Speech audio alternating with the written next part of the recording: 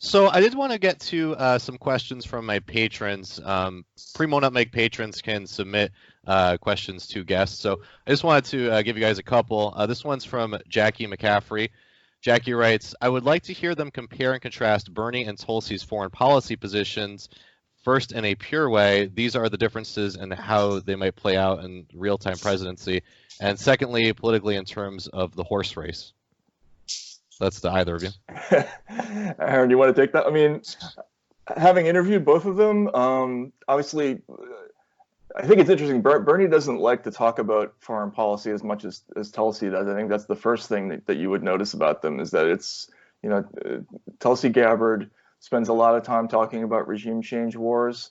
She's a veteran, and her experience leads her to kind of an interesting position. Like, she's not what you would call classically anti-war. She does believe in military action against against Al-Qaeda, against al-Nusra, but she doesn't believe in the brand of military action that we've endorsed, in particular lately, which is this idea of invasion, changing government, and then occupying the government, and this so-called democracy promotion. Right? It's this whole starter kit of foreign policies.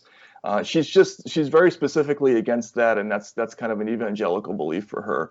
Bernie, I think he's sort of more of a classical liberal. He's just he's more in the Chomsky vein of being. It's a very similar position. I just don't think it's as much of an emphasis for Bernie somehow. He's been very brave lately in talking about the protests in South America and opposing U.S. influence there. He was less aggressive about that earlier in the year, and so I think he's moved more in that direction lately.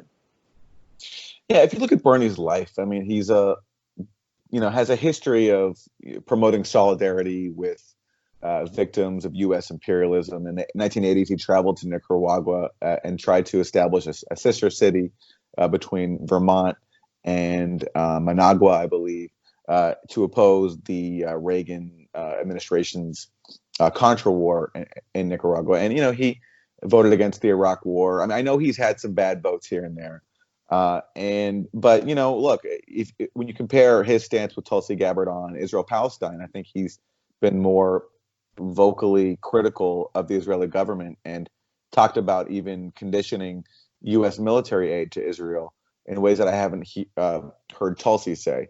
But meanwhile, Tulsi Gabbard's been incredibly brave on Syria, opposing the proxy war there, and even trying to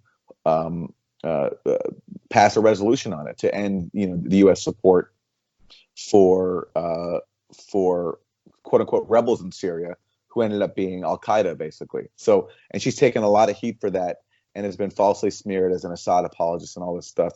So, as have we all.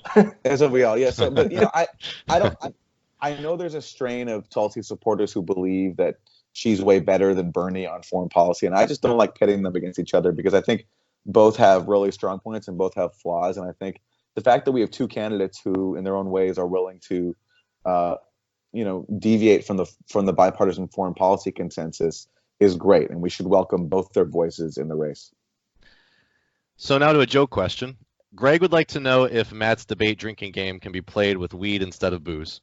I wholeheartedly endorse that, especially as I get older. It's getting more and more painful each debate. So, I think I'm going to have to start moving in that direction. We're actually thinking about having a couple of variations of the game that involves some non-alcoholic substitutes with useful idiots. So we'll see going forward.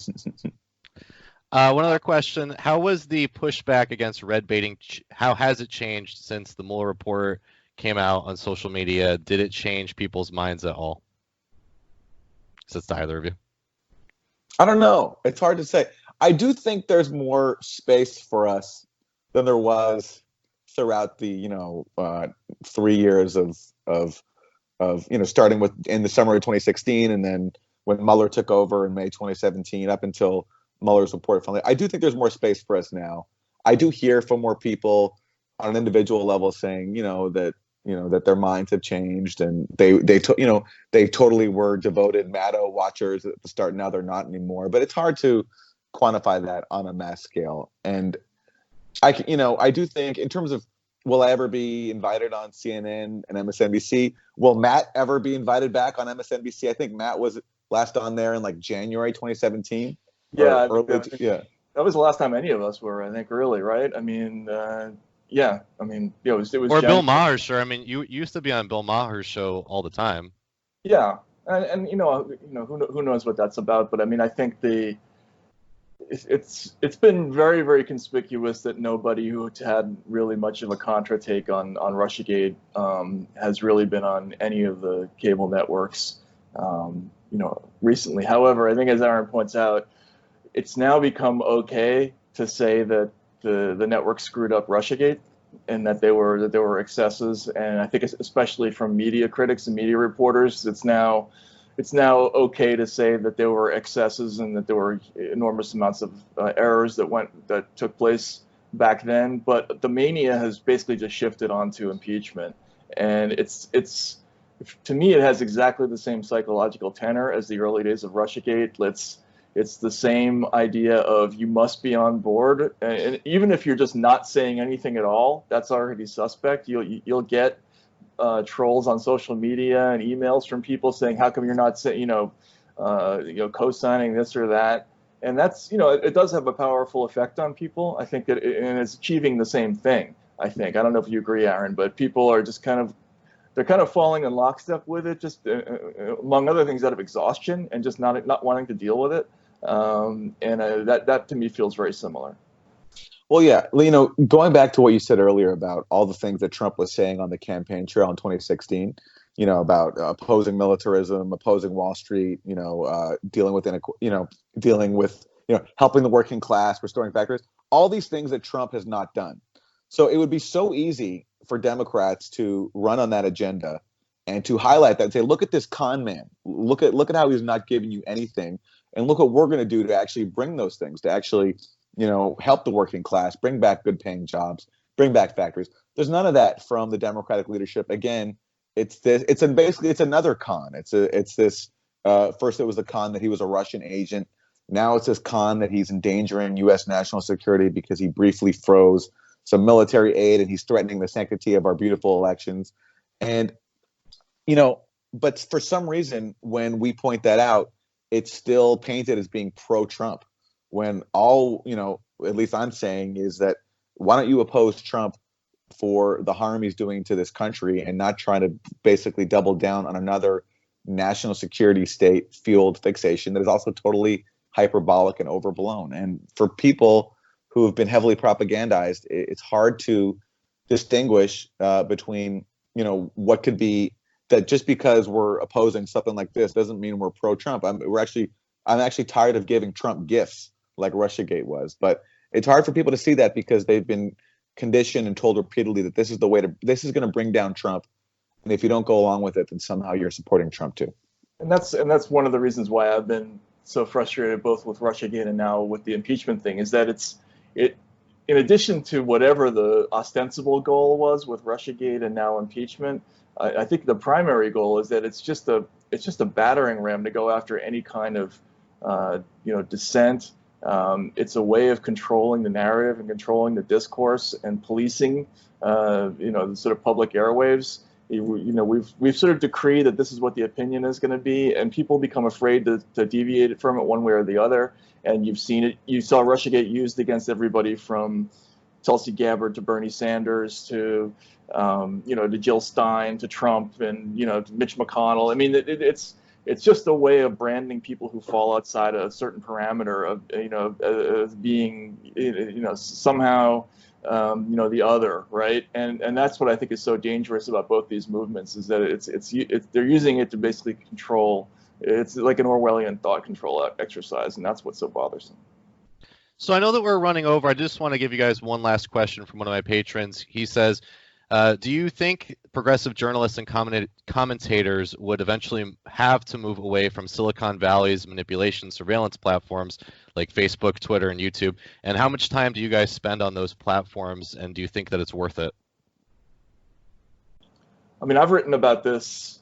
I wrote a couple of stories about this when they started having discussions with again, in conjunction with Russiagate, when the Senate invited Facebook, Twitter, and Google to the Hill and sort of asked them to come up with strategies for preventing the quote unquote sowing of discord. They started partnering up the platforms with groups like the Atlantic Council, who Aaron mentioned before, to combat quote unquote fake news and foreign interference. And I thought that was really dangerous from the outset, because these platforms, just a couple of them, control a significant percentage of the news traffic in this country. And if you are able to get some kind of a lever over that discourse, then that's very, very dangerous. So yeah, in the future, I think it's going to become incumbent upon people to start using different platforms to stay away from that. But I don't know how effective that's going to be. I mean, I'm just worried generally about the ability of these companies, in conjunction with a couple of interested insiders, and maybe the consultation of law enforcement, the way it works in countries like China or Israel even. That's a future scenario that I don't particularly want to see happen. Yeah, it's very scary, and I don't know what the answer is. I mean, I certainly do use all these platforms, and I spend a lot of time, especially on Twitter, more time than I should. And we at my show Pushback, I just interviewed my colleague Max Blumenthal about the White Helmets, this group in Syria that is known around the world for rescuing civilians, that and has rescued civilians, but also has been used as a PR tool to manufacture support for the proxy war in Syria, and also has really documented ties to jihadist groups, including Al Qaeda, and is taking part in executions. And we talked about that, and we showed some video, and that got immediately restricted. We even re-edited the video to take out some graphic footage in the hope so it wouldn't get restricted. But we re-uploaded it, and it still got restricted anyway. So there wasn't even any graphic footage in the re-uploaded video, but just the message was deemed to be inappropriate by YouTube, and so they restricted how people can share it and who could watch it. So it's scary, and I don't know the alternative, and I'm sure that those alternatives will develop more, and I'm certainly open to them. But in the meantime, I'm not going to shun all this stuff. It's just you got to play in the game that you're in, and I'm not totally panicking on this front yet, but certainly it's worrisome. And just about that, what's going to happen is people will see that. All right, they're going to see what happens when you try to upload X content, and they're just going to self-censor. They're not going to put something up, because why bother, right? Why poke the bear? Why risk getting thrown off the medium? And that will accelerate, sort of homogenization of speech really, really quickly. That's the worrisome part for me too.